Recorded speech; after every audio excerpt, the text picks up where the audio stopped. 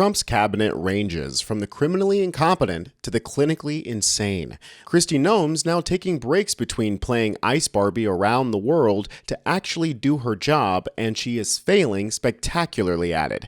She was duped by a clearly fake letter that was threatening Trump's life. On top of that, RFK Jr.'s Make America Healthy Again agenda is starting to crumble, as the report that he just submitted behind his ideas was exposed for being riddled with fake sources. This whole cabinet is like if you took all of the class dropouts and spoiled rich kids and you make them the principals and teachers. Meanwhile, we're here at Really American shooting spitballs any chance we get. And if you like that sort of coverage of this sort of news, you can join us here at Really American by subscribing and dropping a blue heart below. Kristi Noem's tenure as the head of DHS has been so contentious that you almost forgot that she admitted to killing her puppy. And the strategy that Kristi and the rest of the right have been implementing recently is basically just making things up and then freaking out about their own lies, or in this case, someone else's lies.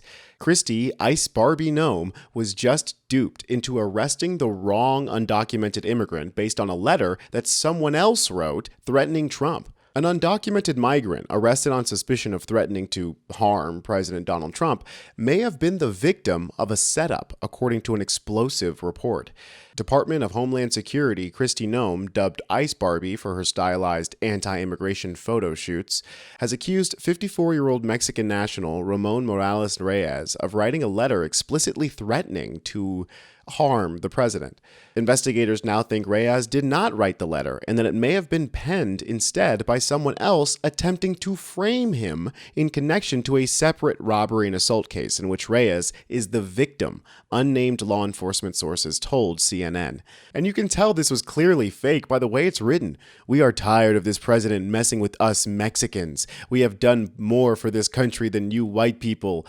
You have been deporting my family, and I think it's time that Donald J. Trump, John, just so you know that I'm an illegal immigrant that knows that Donald Trump's middle name is J, get what he has coming to him. This is just so obviously fake, but it's clear why Kristi didn't take 2 seconds to actually check whether or not this is a legitimate threat. If she had it her way, she'd deport both the person who wrote it and this Ramon guy. She doesn't care. The DHS under Kristi Noem has been ruthless in its quest to deport as many people as possible, whether they do it illegally or not. And it's ironic because they insist on calling undocumented immigrants illegal immigrants because they think that doing things illegally is bad, except when it comes to illegally deporting people.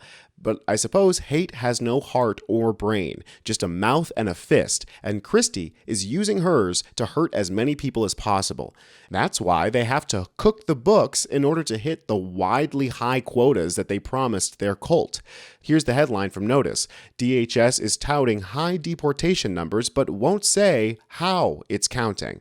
Some of the administration's removal numbers are raising red flags with experts who closely track immigration enforcement. About 65,000 deportations can be accounted for by tracking public information about ICE air operation flights and ICE detention management data.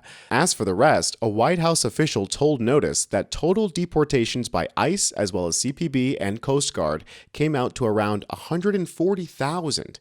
Aaron Reichlin-Melnick, a senior fellow for the American Immigration Council, said those numbers don't track. It raises a lot of very serious questions because that number seems drastically higher than possible. Where do you get 66,000 from CPB? That number, it doesn't fit, and it suggests to me that DHS is using a different definition of remove than someone issued a formal removal order. Colleen Putzel-Kavanaugh, an associate policy analyst with the Migration Policy Center, said she was struck by the inclusion of the U.S. Coastal Guard interdictions, which, to her knowledge, aren't typically included. It's not to say that these numbers are incorrect, because we just don't know, Putzel-Kavanaugh said. But not having a breakdown of the numbers makes it really challenging to understand where these numbers are coming from and how they're being calculated. But one of the people that we do know for sure was deported was this 2-year-old citizen, Manu Santos. Manu, who is not a citizen or resident of Brazil, was forced to enter the country as a tourist. In the tense months since, as authorities here tried to figure out how to give her legal status, the girl has been left all but stateless, removed from her country of birth, and not yet adopted by her parents' ancestral home. She has no right to routine pediatric checkups in Brazil's public healthcare system. She cannot easily enroll in Brazilian school or daycare. And she's living on a temporary tourism visa that's set to expire in weeks. Last month, at least 3 American children were sent to Honduras alongside their undocumented mothers. One of the children, who was also 2 years old, was set against the wishes of her father. The removal of that child elicited a sharp rebuke from Terry A. Daughtry, a federal judge in the Western District of Louisiana. He called it illegal and unconstitutional to deport U.S. citizens. Brazilian officials were puzzled. There were only 2 possible scenarios. Either the U.S. government was somehow asserting that Manu wasn't an American citizen despite her documentation, or America had just broken its own laws. This was, he said, the deportation of a national. Her immigration status isn't easy to rectify, Santana said. Brazil has 2 primary methods of granting citizenship. One is birthright citizenship, and the other is performed by the consulate service for births abroad, and Manu is ineligible for both. Officials are trying to invent a third way, making her a temporary citizen until she's 18. And this comes with more breaking news of the Supreme Court handing down a massive win for the Trump administration and its quest to cancel legal immigration status for immigrants. It looks like he's finally going to fulfill that campaign promise of getting rid of the cat and dog eating Haitians, because the Supreme Court has given the Trump administration the go-ahead to begin deporting about 500,000 immigrants from Cuba, Haiti, Nicaragua, and Venezuela who entered the U.S. legally under humanitarian parole programs implemented during the Biden administration. And listen, while I appreciate Biden trying to do something to allow for illegal immigration, we have a broken immigration system that has been broken for 30-40 years. Neither one of the parties are serious about immigration reform, and if they were, we wouldn't be in a situation in which the Supreme Court could knock it down to begin with. And this is why those insane conspiracy theories like Haitians eating cats and dogs, like this is the human toll that must be paid from that kind of demonization. Now, thankfully, some of these people are going to be able to apply for asylum and other programs, but many may not be able to stay. And these are people who are fleeing a humanitarian crisis and have started assimilating into America, becoming one of the threads that make up the fabric of our culture.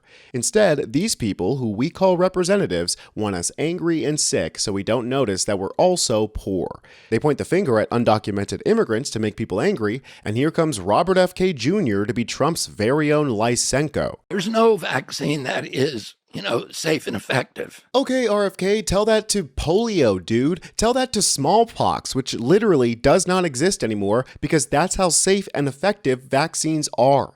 This man is such a crackpot loser quack that his very famous family has outright rejected him as a fool. His family, whose name is the only reason why we have to be subjected to his worm-infested thoughts, mind you. And he's proving to be a fool all on his own. He just landed what folks in the medical community call a big L. He is the leader of the Make America Healthy Again movement, MAHA, a legion of crystal-wearing soccer moms and alternative medicine nuts, and they've been all patiently awaiting his release of the MAHA report, which was supposed to be the backbone for the future of American health and safety. There's just one problem, or rather, a whole bunch of problems. The MAHA report cites studies that don't exist. The Trump administration's Make America Healthy Again report misinterprets some studies and cites others that don't exist, according to the listed authors. Health Secretary Robert F. Kennedy Jr. says his Make America Healthy Again Commission report harnesses gold standard science, citing more than 500 studies and other sources to back up its claims. Those citations, though, are rife with errors, from broken links to misstated conclusions. 7 of the cited sources don't appear to exist at all. Epidemiologist Catherine Keyes is listed in the MAHA report as the first author of a study on anxiety in adolescents. When Notice reached out to her this week, she was surprised to hear of the citation. She does study mental health and substance abuse, she said, but she didn't write the paper listed.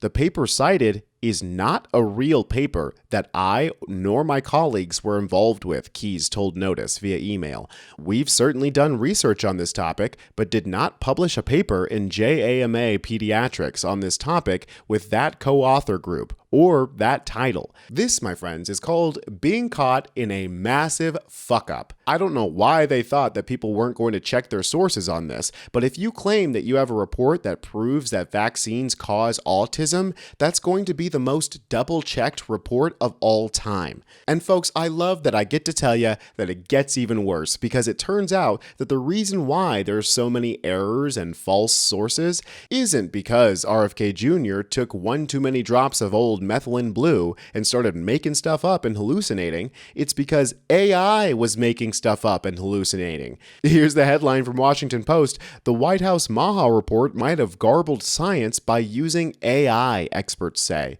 We might as well, at this point, be led by a middle schooler. If ChatGPT is doing the homework of both a 12-year-old and the Secretary of Health and Human Services, then literally, what's the difference? Some references include OAI site attached to URLs, a definitive sign that the research was collected using artificial intelligence. The presence of OAI site is a marker indicating the use of OpenAI, a U.S. artificial intelligence company. A common hallmark of AI chatbots, such as ChatGPT, is unusually repetitive content that does not sound human or is inaccurate, as well as the tendency to hallucinate studies or answers that appear to make sense but are not real. Appear to make sense but is not real might as well be the entire slogan of Trump's whole shtick. Even the AI guy, whose whole thing is like replacing human labor with robots, even he's saying, frankly, that's shoddy work. We deserve better. And their excuse for all of this is just perfect. Sorry guys, it was just a formatting error. We have complete confidence in Secretary Kennedy and his team at HHS. I understand there were some formatting issues with the Maha report that are being addressed, and the report will be updated, but it does not negate the substance of the report, which, as you know, is one of the most transformative health reports that has ever been released by the federal government and is backed on good science that has never been recognized by the federal government. This man is a walking, talking petri dish trying to make us all unhealthy and vulnerable to disease. If his ideas get taken too seriously, people's lives will be at risk. If you want to stay informed on what these ghouls are up to and you've already made it this far, well then subscribe to Really American. Let me know what you think in the comments. I'm Tony Hinderman with Really American, and I'll catch you next time.